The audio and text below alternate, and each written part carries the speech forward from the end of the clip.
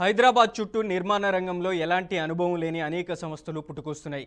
కొన్నేమో ఫ్రీలాన్స్ పేరిట, మరికొన్ని సంస్థలు ఎక్స్‌ప్రెషన్ ఆఫ్ ఇంట్రెస్ట్ అంటూ జనాన్ని బురిడి కొట్టిస్తున్నాయి. కనీసం స్థలాన్ని కొనుగోలు చేయకుండానే మార్కెటింగ్ చేస్తూ కోట్ల రూపాయలు మూట కట్టుకొని బోర్డులు తిప్పేస్తున్నాయి. ఇప్పటికే లెక్కలేనన్ని సంస్థలు వేల కోట్ల రూపాయలు దండుకొని జెండా ఎత్తేసాయి. అలాగే మరికొన్ని దందాలు సాగిస్తూనే ఉన్నాయి. కనీసం వెంచర్ ప్రాజెక్టుకు అనుమతులు వచ్చాయా లేదా అన్న విషయాన్ని తెలుసుకోకుండా కొనుగోలు చేసే కస్టమర్లు ఉన్నన్ని రోజులు ఇలాంటి సంస్థల దోపిడీ సాగుతూనే ఉంటుంది. తాజాగా స్వర్గసీమ కన్స్ట్రక్షన్ సంస్థ, అమేయ ప్రాజెక్ట్ సంస్థలపై Telangana real estate regularity authority విచారించి జరిమానా విధించింది. కస్టమర్లకు న్యాయం చేయాలని సదరు సంస్థను ఆదేశించింది. స్వర్గసీమ కన్స్ట్రక్షన్ సంస్థ అమేయ ప్రాజెక్ట్ కొనుగోలుదారులను మోసం చేసే విధంగా ప్రకటనలు ఇస్తుందని రేరా షోకాజ్ నోటీసులు జారీ చేసింది. ఈ మేరకు Telangana real estate regularity authority ప్రకటన విడుదల చేసింది. స్వర్గసీమ కన్స్ట్రక్షన్ సంస్థ అమేయ ప్రాజెక్ట్ ప్రకటనలలో అక్షరాల సైజు, ప్రాజెక్ట్ పూర్తి పేరు లేదా వుడ్గా రిజిస్టర్ చేసి ప్రకటన మాత్రం పూర్తి రెసిడెన్షియల్ ప్రాజెక్ట్గా చూపిస్తూ కొనుగోలుదారులను మోసం చేస్తుందని తన షోకాజ్ నోటీసులో పేర్కొంది. ఇక ఇది కొనుగోలుదారులను తప్పుదోవ పట్టించడమే కాకుండా రేరా చట్టాన్ని ఉల్లంఘించడమేనని పేర్కొంది. కొనుగోలుదారులను ఆకర్షించేందుకు ముందస్తు ప్రకటనలు ఇచ్చి మోసం చేయొద్దని ప్రమోటర్లు, డెవలపర్లు, ఏజెంట్లు ప్రచార మాధ్యమాలను లేదా హెచ్చరిస్తూ వస్తుంది. స్వర్గసీమ అమేయతో పాటు మరికొన్ని రియల్ ఎస్టేట్ సంస్థలు ఇటీవల రిజిస్ట్రేషన్ నెంబర్ లేకుండా చట్టవిరుద్ధమైన ప్రకటనలు జారీ చేసిన విషయం ఇక దృష్టికి రావడంతో వాటికి షోకాజ్ నోటీసులను జారీ చేసినట్లు పేర్కొంది. వీటిలో Swargaseema Ameya project, Godrej properties, Navanami elevate project, అలాగే vertex Virat project, Tirumala hills తదితర రియల్ ఎస్టేట్ కన్స్ట్రక్షన్ తదితర కంపెనీలు ఉన్నాయని పేర్కొన్నారు. కొన్ని కన్స్ట్రక్షన్ కంపెనీలు రిజిస్ట్రేషన్ నెంబర్ను పొందుపరిచినప్పటికీ ఆ ప్రకటన రేరా నిబంధనల మేరకు లేదని అథారిటీ గుర్తించిందని పేర్కొన్నారు. ఇల్లు, ప్లాట్, యూనిట్ అమ్మకాలపై Telangana real estate regularity authority registration లేకుండా కొనుగోలుదారులను ఆకర్షించేందుకు ముందస్తు ప్రకటనలు ఇచ్చి మోసం చేయొద్దని ప్రమోటర్లు, డెవలపర్లు, ఏజెంట్లు ప్రచార మాధ్యమాలను రేరా అథారిటీ గట్టిగా హెచ్చరించింది. 500 చదరపు మీటర్ల దాటితే 8 కంటే ఎక్కువ యూనిట్లు కలిగి ఉన్న ప్రతి ప్రాజెక్టును ముందుగా తెలంగాణ రేరాలో రిజిస్టర్ చేయాలని సూచించింది. రేరా అథారిటీ ప్రాజెక్టు వివరాలను పరిశీలించి రిజిస్ట్రేషన్ నెంబర్ను మంజూరు చేసిన తర్వాతే ఆ నెంబరు ద్వారా అమ్మకాలపై ప్రకటనలు చేయాలని స్పష్టం చేసింది. ఇక ఇదే అంశానికి సంబంధించి అప్డేట్ ఇవ్వడానికి మా ప్రతినిధి రాజు ఫోన్ లైన్లో ఉన్నారు. రాజు, ఏంటి అనుమతులు లేకుండా చాలా వరకు మనం చూస్తున్నాం. స్వర్గసీమ అమేయ, అలాగే ఉన్నటువంటి నవనామి ప్రాజెక్టులు, ఇలాంటి ఎన్నో ప్రాజెక్టులు పుట్టుకొస్తున్నాయి. లబ్ధిదారులను గగ్గోలు పెట్టిస్తున్నటువంటి పరిస్థితి ఉంది. ప్రాజెక్టులు అతి తక్కువ ధరకే ఇళ్లను మంజూరు చేస్తామంటూ కూడా వాళ్ళ దగ్గర డబ్బులు గుంజుకొని ప్రధానంగా ఇటువంటి వాటికి తెరదీస్తుంది డిజిటల్ మాధ్యమాల్లో. అలాగే మనం చూస్తున్నాం పత్రికా ప్రకటన. ఏంటి అప్డేట్ ఏంటి?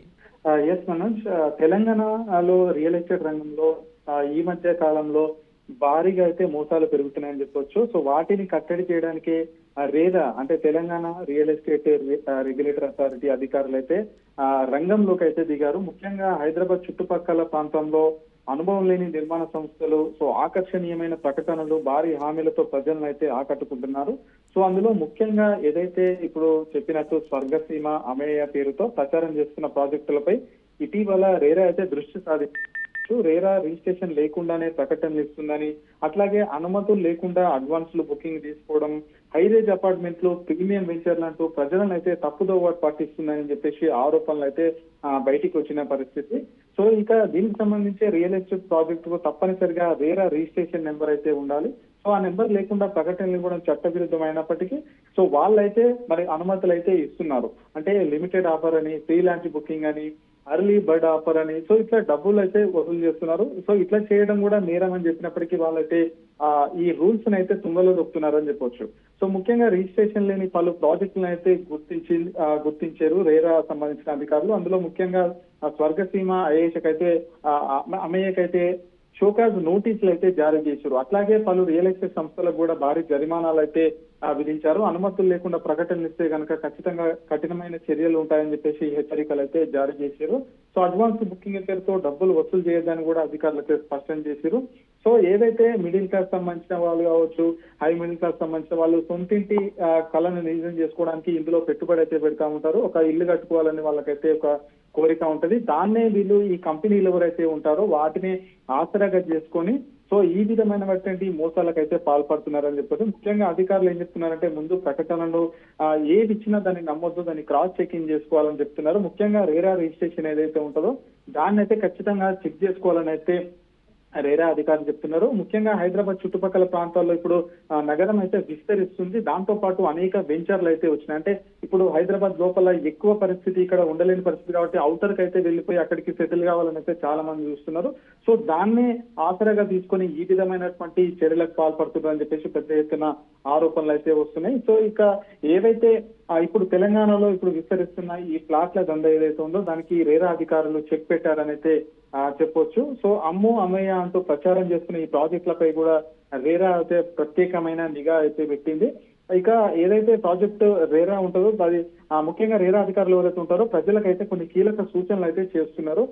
రేరా ప్రాజెక్ట్ ఏదైతే ఉంటుందో ముందుగా వెబ్సైట్ లో అందులో రిజిస్ట్రేషన్ అయిందో లేదో అయితే చూసుకోవాలి. దాని తర్వాత దానికి అనుమతులు ఉన్నాయా లేదా అని చూసుకోవాలి. లేదంటే అక్కడికి వెళ్ళి అంటే నిర్మాణ అనుమతులు పరిశీలించాలి. అంటే డైరెక్ట్ గా మీ వెంచర్ లోకి వెళ్ళి అక్కడ నిర్మాణాలు ఏమైనా జరుగుతున్నాయా, ఇదంతా లీగల్ గానే ఉందా అనే విషయాలు కూడా చూసుకోవాల్సిందని చెప్తున్నారు. కేవలం ఒక బ్రోచర్ చూసి సోషల్ మీడియాలో ప్రకటన చూసి అయితే నమ్మకం పెట్టుకోకూడదని చెప్పేసి అధికారులు అయితే చెప్తున్నారు. ఇక రిజిస్ట్రేషన్ నెంబర్ ఏదైతే ఉందో అది లేకపోతే కనుక డబ్బులు కట్టొద్దు అని చెప్పేసి కూడా అధికారులు అయితే చెప్తున్నారు. సో మొత్తానికైతే రియల్ ఎస్టేట్ మోసాలకైతే రేరా అధికారులు అయితే కఠినంగా వ్యవహరిస్తున్నారని చెప్పొచ్చు. ముఖ్యంగా ఏదైతే స్వర్గసీమ కన్స్ట్రక్షన్ సంస్థ చేపట్టిన అమయ్య ప్రాజెక్టు అయితే రేరా చైర్మన్ సత్యనారాయణ షోకాజ్ నోటీసులు అయితే జారీ చేశారు. సో ఆ సంస్థ ఇచ్చిన ప్రకటనలు అధికారులు అందులో పలు లోపాలను అయితే గుర్తించారని చెప్పొచ్చు.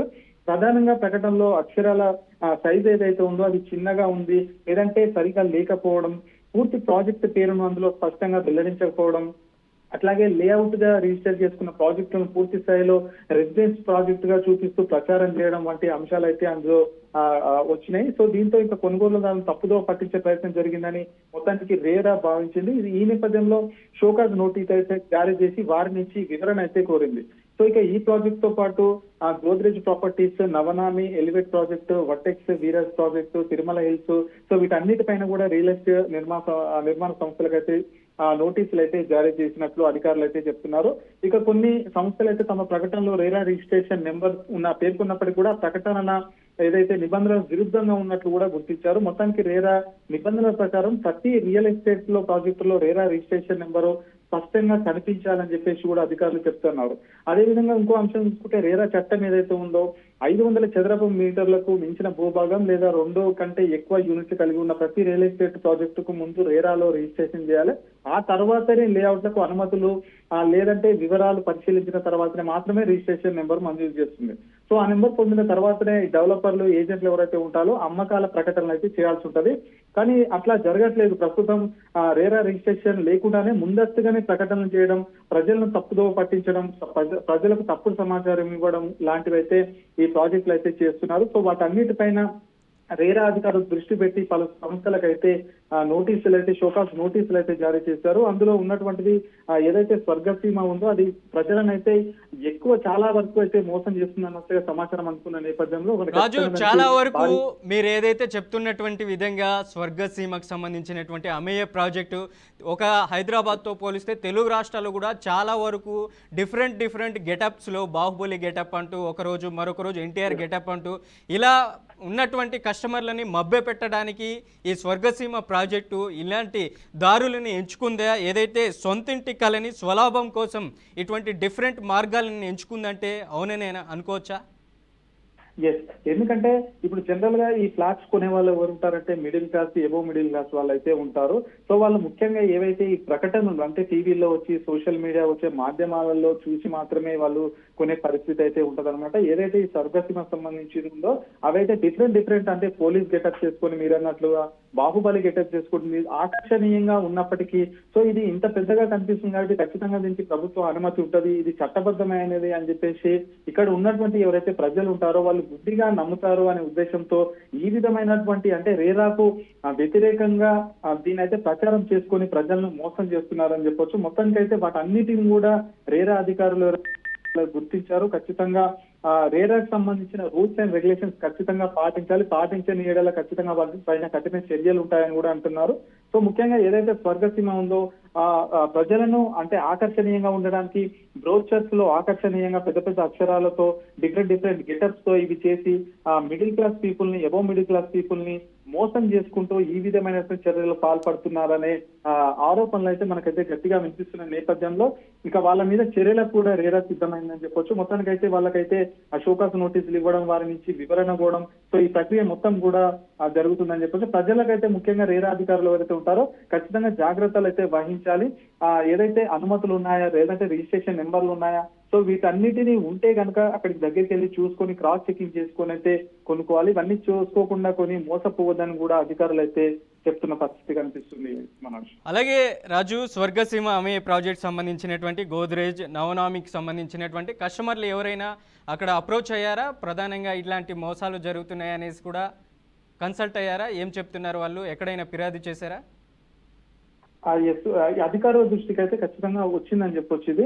ఎందుకంటే ఇప్పటికే కొంతమంది బాధితులు ఎవరైతే ఉంటారో అది ఫ్లాట్స్ కొని మోసపోయిన వాళ్ళు కూడా ఉన్నారు కాబట్టి మనకి ఈ తతంగం అంతా కూడా బయటపడిందని చెప్పొచ్చు. ముఖ్యంగా ఏదైతే Godrej properties, Navanami elevate project, vertex, Virat project, so వీటన్నిటిపైన ఈ విధమైనటువంటి అనుమతులు లేకుండా అంటే రిజిస్ట్రేషన్ ఒక దగ్గర ఉంటది, వాళ్ళ ఫ్లాట్ కి సంబంధించి వెంచర్ ఒక దగ్గర ఉంటది.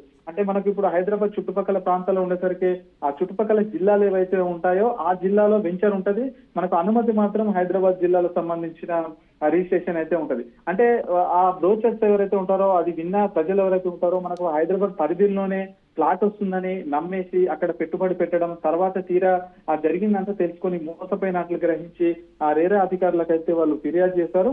దాంతో ఇంకా కూపీ లాగితే ఇవన్నీ ఈ తతంగం అంతా బయటపడిందని చెప్పొచ్చు. ఇంకా మొత్తానికైతే వాళ్ళ నుంచి ఏమేమి పర్మిషన్స్ ఉంటాయో, రిజిస్ట్రేషన్ తదితర అంశాల గురించి మొత్తం కూడా చర్చిస్తున్నారు. రేరా అధికారులు అయితే ఖచ్చితంగా చర్యలు తీసుకుంటామని అయితే చెప్తున్నారు. ఫిర్యాదుదారులు కూడా భారీ ఎత్తున బయటికి అయితే వస్తున్నారు దీని గురించి అని చెప్పొచ్చు Manoj. Right Raju, thank you for the update.